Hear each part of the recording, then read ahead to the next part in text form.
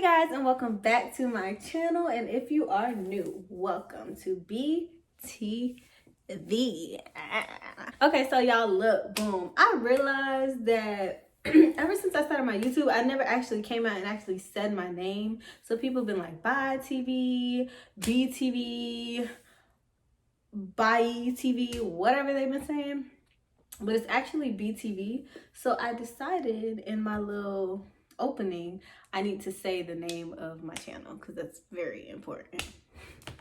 But in some unrelated news, we are going to go ahead and do another IG poll video. If you have been watching my channel and you are a loyal subscriber, you already know what this is. If you do not know, if you are new, if this is your first IG poll video that you have seen, go ahead and stop this video and go to my old ones. I have maybe like 2 or 3.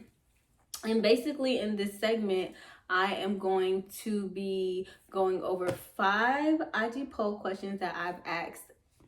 I don't know when. This has probably been a couple years now where I ask these questions because I have a whole bunch. And I just kind of go into detail on the questions, kind of what I was thinking behind the questions. And I also give you guys the percentages of what, the percentages of the answers, the yes or the no answers, and my take on it. So without further ado, we're gonna get right into it. Question number 1, do you stalk your ex's social media? 18% said yes, I'm nosy, and 82% said nah, that's none of my business. So, do I stalk my social media? I mean, what do I always want to do that? Do I stalk my ex's social media? I actually do not. I do not stalk any of my ex's social media. I know in my previous video, we were talking about crushes and do we stalk our crushes' social media? And I said, yeah, I might end up on their page a few times, but as far as exes, nah, not really. I have, how many exes do I have on my social media? 2.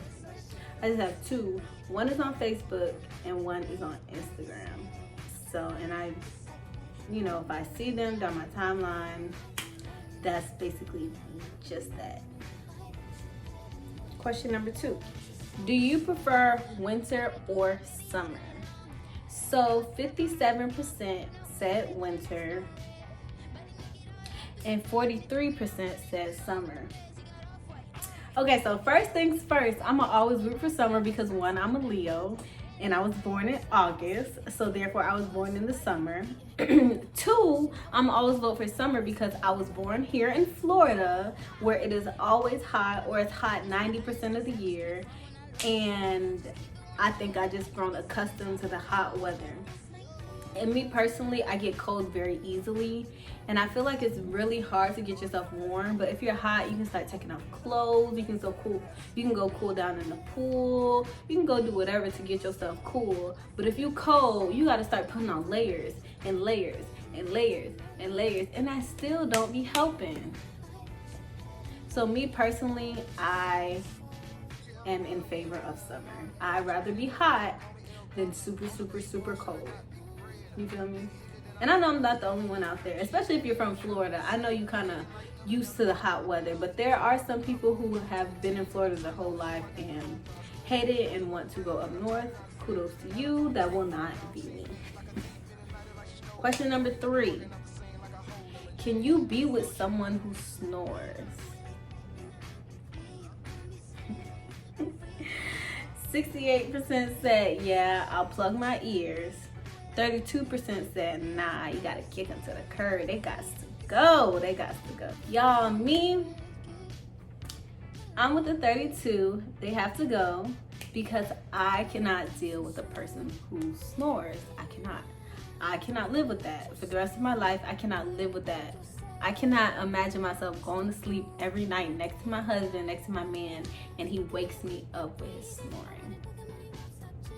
I would be pissed. I'd be super pissed. So I cannot deal with somebody who snores. And I do not snore at night. And it's not even like a little, a little slight snore. It's like the full, lawnmower snore that wakes you up where you think, like there's something going on with their breathing. Like that's not healthy. That type of snore, I cannot deal with that. My dad snores, and when we were younger, me and my brother would go visit him, and he had like this king size bed, and we would all sleep in the same bed together. Yo, he used to be waking me up, and I used to be pissed. I used to be so mad. I would have to wake him up in the middle of the night and tell him to stop snoring. That's how bad it was. It was just so bad. So bad. I'm sure he still snores, but guess what? When I go visit him, I take my butt home afterwards. So I don't have to deal with none of that. And on top of that, if I do stay, I stay in a guest room. Okay, question number 4. Is it important that your partner knows how to cook? 52% said yeah, because I don't know how to cook. 48% said nah, I'll do the cooking. Okay, let me clarify this. When I do my answers, there's like only, like when I make my polls, there's only one set answer. So it's literally like a yes or a no. And whatever that yes pertains and whatever that no contains. Whatever that yes contains, whatever that no contains. So like I put yes because I can't cook. But really, people who answer yes, that doesn't really mean that they can't cook, if that makes sense. And people who said no, I'll do all the cooking, that doesn't really mean that they'll do all the cooking. But I don't know, I feel like it's kind of important for my partner to know how to cook. One, not because I don't know how to cook, but because I don't like cooking. I do not like cooking at all. I don't find joy in it. You know how some people like, yeah, I love cooking, it brings me peace, it brings me happiness, blah blah blah, blah blah blah. No, that's not me. I only cook because it is less expensive to cook in the house instead of go out and buy, and I need food to eat to survive. So those are the only reasons why I cook. If I did not have to cook at all, I wouldn't, honestly. So if my husband is watching this, my future husband is watching this, and he loves how to cook, he loves cooking, we gonna be here, because I'll cook occasionally, but I don't like to cook all the time. Question number 5, and I feel like this is a real good question, so we're gonna get into it real quick. So when getting to know someone, is it important that you guys go on a date, or should that just wait until you guys get a little bit more comfortable? 80% said the date is important. 20% said nah, the date can wait. So if you're getting to know someone, let's just say somebody slides in your inbox. No. Let's just say you out with your friends and you meet this guy, you meet this girl out wherever you're at, and y'all exchange numbers, right? Y'all both find each other attractive. If y'all are getting to know each other, yeah, texting is cool, talking on the phone is cool, but I feel like you need to kind of have that face-to-face interaction, that go out and do something interaction, just so you can get a feel of who they are as a person. Because yeah, text messages, you can learn about like their favorite color and where they're from and when they're born and like what they do on their spare time. And on the phone, you can kind of get a glimpse of like, you know, you can kind of get a little bit more comfortable. But when you're out and you're actually doing something, like you can see their personality, you can see how they are in certain situations, you can see like, you can just see if you click with them, if you can actually have fun with them, if y'all always have something to talk about, if it's awkward, if they are real cheap and bougie, or if they real ratchet and whatever. Like you get to really know somebody if y'all are face to face. Like all of that other stuff can be covered up through phone, through text, through calls. It can all be covered up. But if you actually go out on a date with them, you'll actually kind of see them for who they are. And it doesn't even have to be anything too crazy. I know people aren't really into the restaurants, like going out to eat as first dates anymore. It can be something simple. Go get ice cream, go get Jeremiah's, go do a walk in the park, go walk on the beach.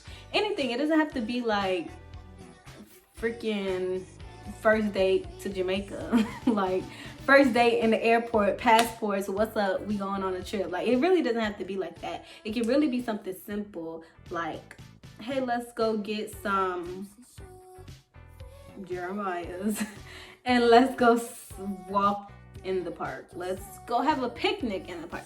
Like something like that. Like, you guys, I don't know. I feel like men these days, they're kind of very iffy on taking women on dates because they feel like women are just trying to like eat and go. But honestly, it don't even really need to be a date like that. And no, baby, we don't like movies as first dates, especially if we don't know the person. If we don't know you, we don't want to go to the movies on the first date because 1, we can't talk. 2, I can't hold your hand. I don't know you.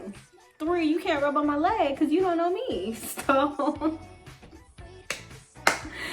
it's all right. We done.